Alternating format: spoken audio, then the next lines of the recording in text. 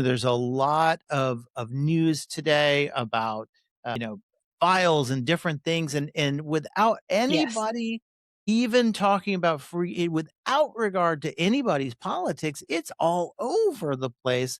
And are you seeing people have that trigger experience, when you've got just in the news, things being so ubiquitous? definitely. I think we see this, particularly for sexual trauma survivors.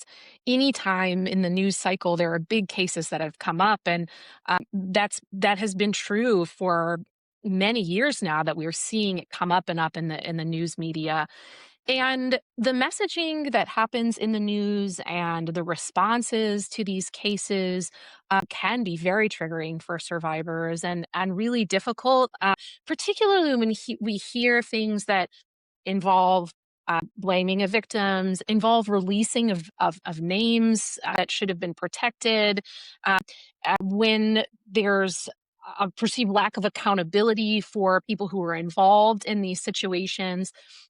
All of those things can serve as triggers for survivors back to their own experience, but also can serve as barriers for people wanting to come forward themselves, right? If they've seen these highly publicized cases where survivors are not feeling that they're getting justice, well, what's going to happen to me, right? So I think it's a really, really difficult issue for a lot of survivors feeling like I can't get away from it, and these other survivors can't either, you know?